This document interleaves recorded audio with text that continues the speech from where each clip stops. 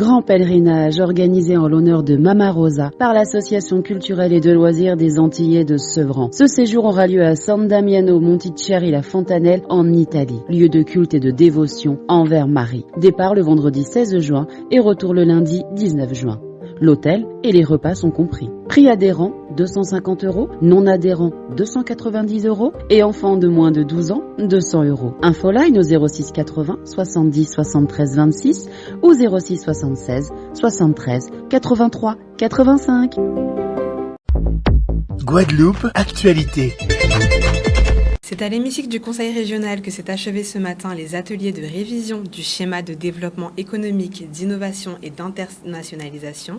Pendant plus d'un mois, la région, le département ainsi que leurs partenaires ont travaillé sur des thématiques telles que l'innovation, l'artisanat ou encore l'économie. Je vous laisse avec les images. On a bien compris, avec la petitesse de notre territoire, on ne peut pas imaginer des politiques publiques qui ne soient pas concertées. Donc l'objectif, c'est bien ça, c'est de maintenir évidemment ce chef de file, mais de pouvoir irriguer avec les EPCI notamment, qui doivent jouer tout leur rôle au travers d'actions partagées, et puis également le département qui, lui aussi, doit trouver toute sa place, notamment au travers des politiques publiques d'insertion, puisqu'il y a des passerelles indispensables entre celles-ci. Donc oui, travailler en concertation, et d'ailleurs c'est tout le sens du contrat de convergence qui existe entre la région et le département. Aujourd'hui, nous arrivons à cette finalisation. Nous avons parlé ce matin de la question de la gouvernance. Là encore, il y a eu des propositions très intéressantes, ce qui permettra d'avoir un document qui sera le document stratégique pour la région Guadeloupe en matière de développement, mais surtout le président a insisté pour qu'il y ait une meilleure coordination avec ceux qui peuvent permettre d'accompagner les entreprises, parce que nous devons rechercher l'efficacité. Je pense que nous sommes sur la bonne voie. En tout cas, il faut savoir que c'est un sujet que nous avons traité à l'occasion du passage du ministre de l'économie et des finances, parce que nous souhaitons que ces schémas, en particulier le schéma de développement économique et les autres qui seront mis en révision, puissent s'articuler avec le schéma d'aménagement régional qui, lui, a une dimension réglementaire.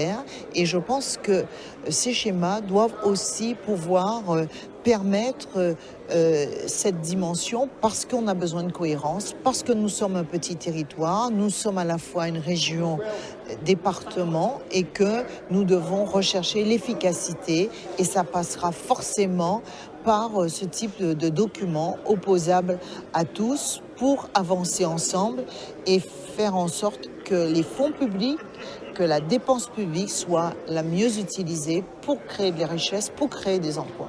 C'est important en effet pour l'État d'être présent aux côtés du président Challus et de la vice-présidente Marie-Luce Panchard, en vue de pouvoir accompagner, structurer en tout cas de la méthode qui s'impose dans la consultation de l'ensemble des acteurs, et faire en sorte en effet d'être un élément de facilitation, un élément d'ensemblier des politiques publiques. Parce que sans moteur économique, il est difficile de développer d'une région dans le cadre des actions qui sont attendues.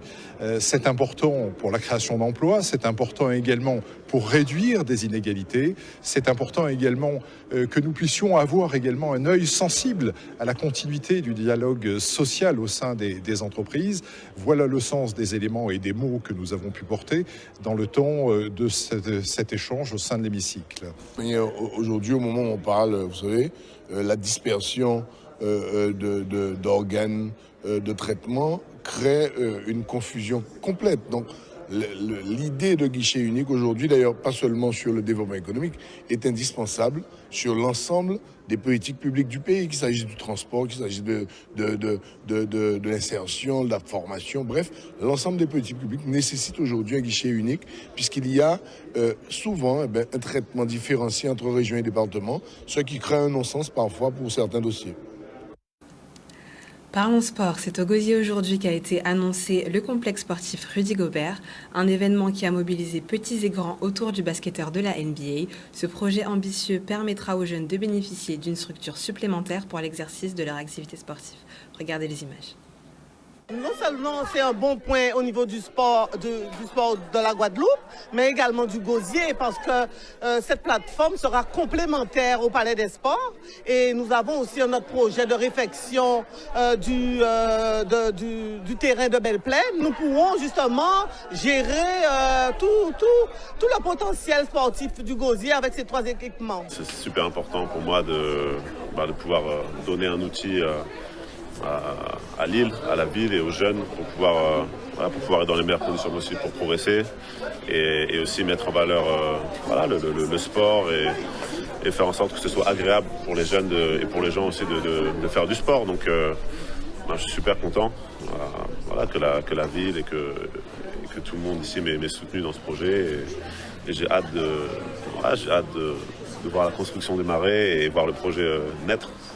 Ben oui, nous sommes très heureux d'être ici et aussi de pouvoir partager ce moment avec Rudy Gobert, notamment pour nos jeunes, parce que nous avons quand même une trentaine de jeunes qui ont pu échanger, faire des photos, avoir des autographes. Donc c'est vraiment un moment important pour cette jeunesse qui sont basketteurs et qui au fil des jours voient M. Rudy Gobert à la télé. Et donc pour eux, c'est vraiment une aubaine de pouvoir échanger avec lui. Oui, c'est un procès très intéressant, mais surtout quand un sportif de son niveau arrive à associer son nom à une infrastructure, donc c'est toujours porteur bon pour les enfants, pour qu'ils puissent savoir avoir une référence et qu'ils les tirent vers le haut. Et puis, il y a une pénurie de salles actuellement en Guadeloupe, donc avoir une salle de plus, c'est toujours avoir les moyens de programmer des compétitions. Et pour le club de s'entraîner dans des conditions plus convenables. Nous ne pouvons pas cracher sur cette opportunité d'avoir une structure qui nous permette de travailler, d'amener quand même les jeunes à un autre niveau. Je crois que c'est important pour cette jeunesse d'avoir un lieu où ils puissent travailler de manière efficiente. Pour moi, le but, c'est que derrière, le projet, il a un but. C'est que derrière, ça puisse bénéficier aux jeunes, que ce soit les jeunes des clubs locaux, mais aussi les jeunes dans le besoin qui puissent venir faire des activités, que ce soit pas forcément du basket, mais des activités sportives, artistiques, musicales, peu importe ce qu'on peut mettre en place, mais que ce soit vraiment bénéfique pour les jeunes.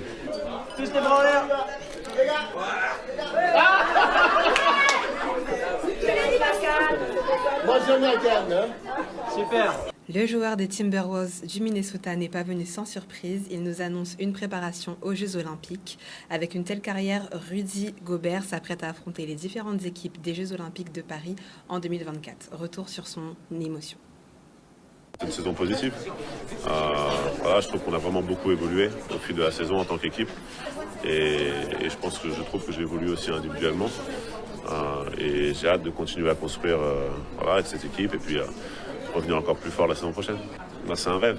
C'est un rêve de pouvoir participer aux JO, mais surtout pouvoir participer aux JO dans son pays. C'est quelque chose qui arrive une seule fois dans une vie. Donc c'est clair que c'est un rendez-vous qui, depuis des années, est coché bien en gros dans le calendrier. Et, j'ai hâte de pouvoir essayer d'aller chercher cette médaille d'or avec notre équipe et puis le faire à la maison.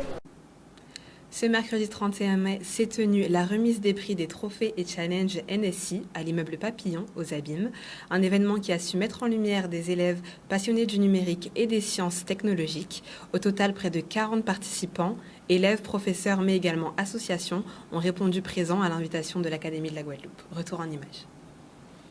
Alors ici, on est dans les locaux du CGRR, qui est une association, et en fait qui finance la promotion, là aujourd'hui, de la spécialité NSI, qui est une nouvelle spécialité depuis la réforme du bac. On développe des compétences numériques et informatiques.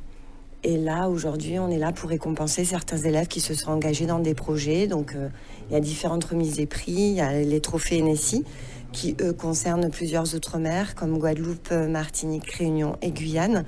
Et les challenges NSI, qui sont plus des concours organisés dans les établissements.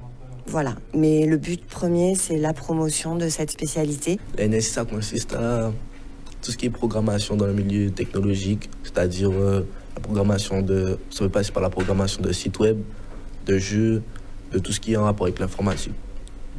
De nos jours, on voit vraiment que la technologie prend une place énorme dans la vie du quotidien. Donc du coup, ça ouvre beaucoup de portes par la suite. Surtout que en seconde, j'étais perdu au niveau professionnel. Donc du coup, je me suis dit de prendre NSI pour avoir une vie professionnelle plus vaste, plus ouverte à moi. Si vous voulez, veut aider la jeunesse. Nous avons un certain nombre de sponsors qui nous aident et cette jeunesse, si vous voulez, qu'on ne met pas suffisamment en valeur.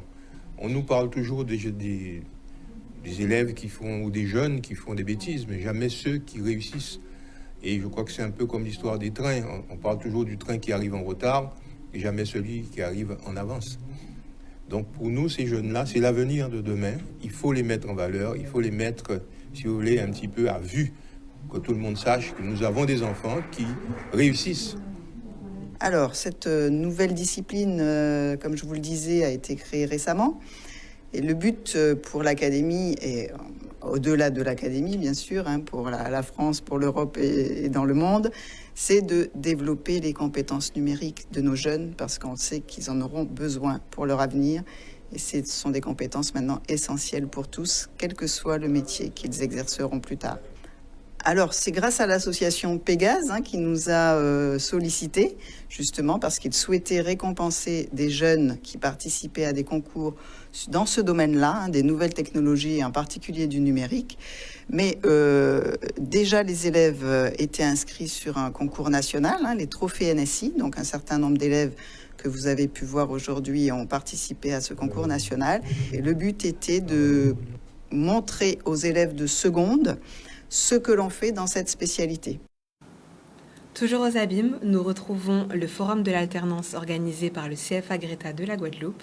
C'est au pôle d'accueil de Taonaba que la 5e édition du forum s'est déroulée, au programme sensibilisation au handicap en entreprise, coaching divers et même relooking. Rien n'est laissé au hasard pour pouvoir à nos jeunes d'être prêts pendant les entretiens.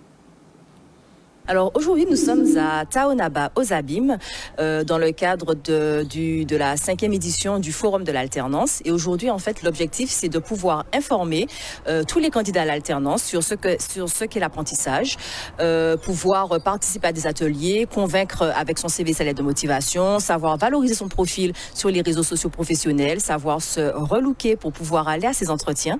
Et puis cet après-midi, un job dating avec des entreprises qui viennent faire du pré-recrutement ici. Donc nous sommes aujourd'hui invités par le Greta dans le cadre de la journée de l'alternance, le forum de l'alternance.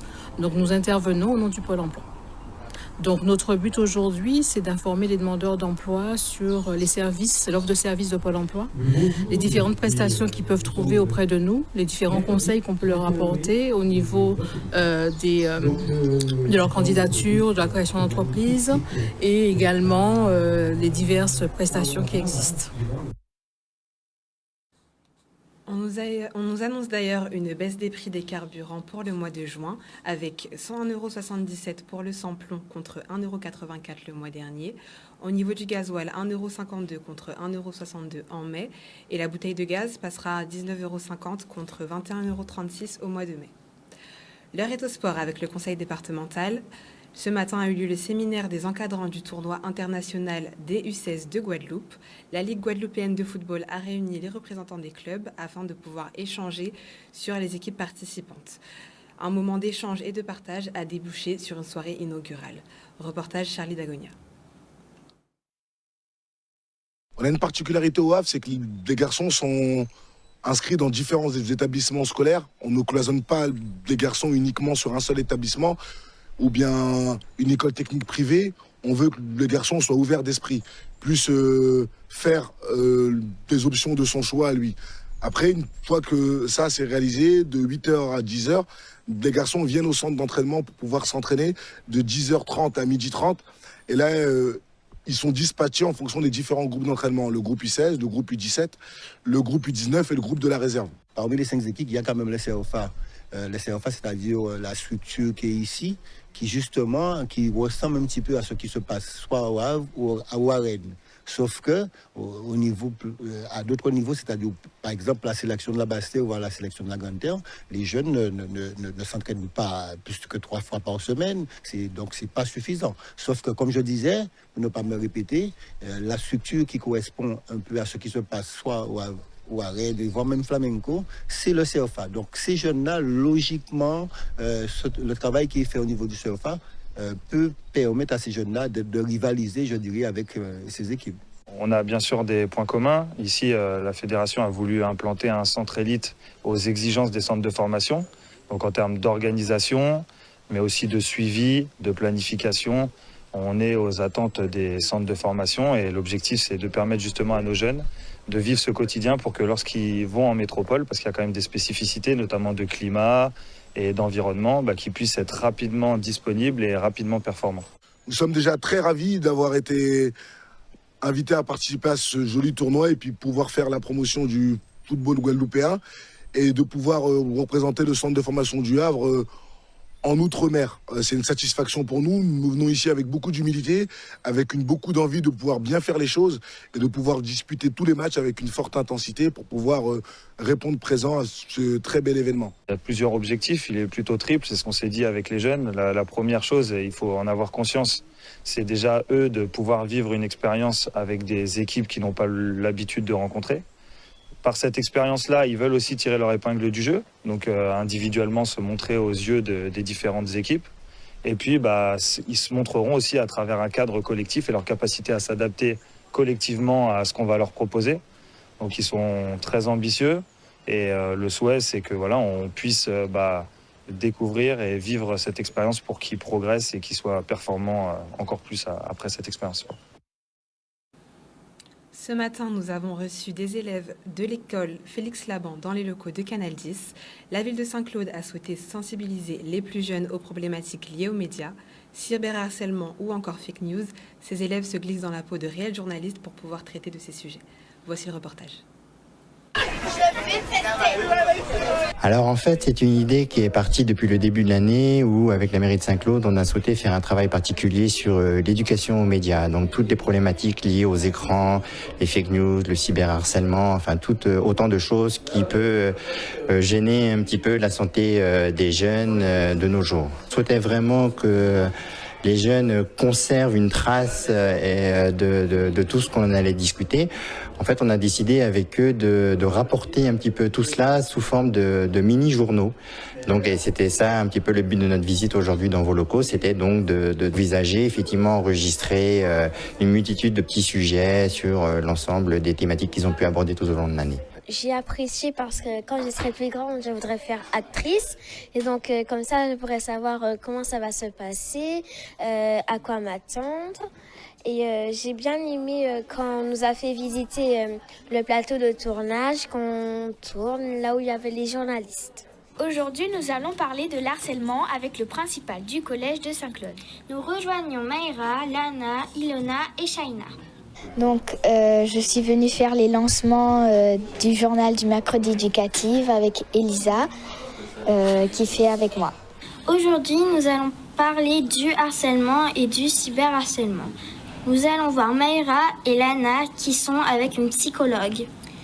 On a parlé des fake news, du cyberharcèlement, de l'harcèlement et de l'addiction sans drogue. Canal 10, c'est télé en nous. Chers téléspectateurs, nous recevons ce soir Madame Ananza Devouton. Bonsoir. Bonsoir. Et Monsieur Émeric Coriolan, bonsoir également, pour Bonsoir. parler du gala caritatif Luminescence. Alors, Madame Devouton, pouvez-vous nous parler un petit peu de votre association ?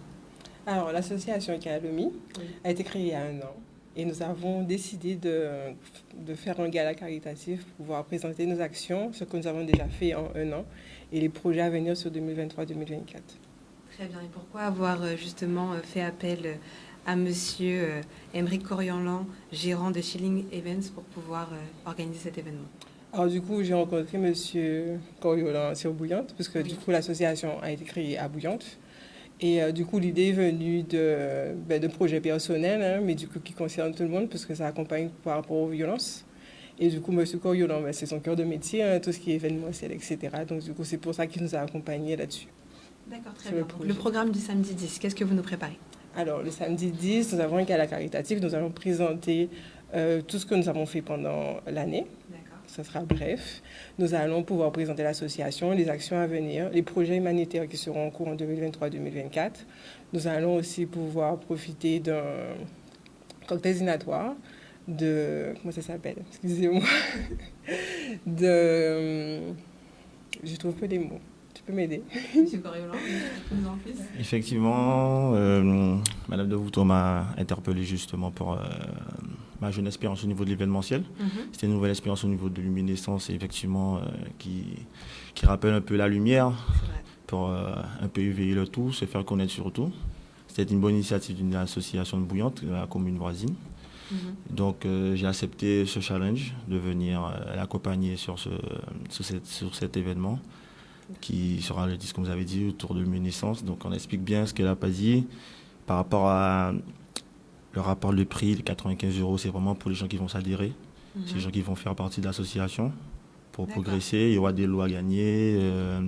Effectivement, on remercie aussi notre parrain, M. Sadik, qui nous accompagne sur ce projet. J'ai vu un beau projet culturel avec un beau plateau artistique. Et puis un spectacle aujourd'hui, et puis la suite, on continuera avec un petit événement à partir de 23h avec les autres convives qui peuvent venir avant ou après.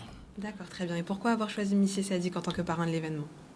Alors, on a choisi M. Sadik puisque M. Sadik, c'est quelqu'un qui est plutôt actif au niveau de sa culture, des personnes en Guadeloupe, de son peuple, et ils se sont concernés par rapport à la mission. Bien sûr. C'est bien pour ça qu'il a accepté. C'est très bien. Que pourrions-nous souhaiter à votre association Ekaya Lomi pour les années à venir? Alors moi, ce que j'aurais souhaité, c'est que tout le monde se sente concerné par rapport aux violences, surtout par rapport à tout ce qui se passe en ce moment, en Guadeloupe, mais aussi un peu partout. Et que ceux qui participent ou qui contribuent, qui payent 95 € ou autre chose pour l'association, se rendent compte que ce n'est pas l'association uniquement qu'ils accompagnent, c'est eux, des gens de leur famille, des gens qui connaissent et voisins demain. Très bien. Donc les violences, ce sont vraiment une thématique qui vous tient à cœur. Soutenez-vous d'autres thématiques, d'autres causes? Pour le moment, je me suis vouée, en tout cas, à Ekaya Lomi, parce que je l'ai créé dans ce sens-là. Et du coup, au fur et à mesure, on élargit en fait notre réseau en recrutant ou en travaillant, en collaborant avec d'autres associations. Donc du coup, c'est comme ça que je contribue avec d'autres associations. Outremernews.fr, le site de l'actualité Outre-mer, 24 heures sur 24 et 7 jours sur 7. Retrouvez la chaîne Outremer News sur YouTube.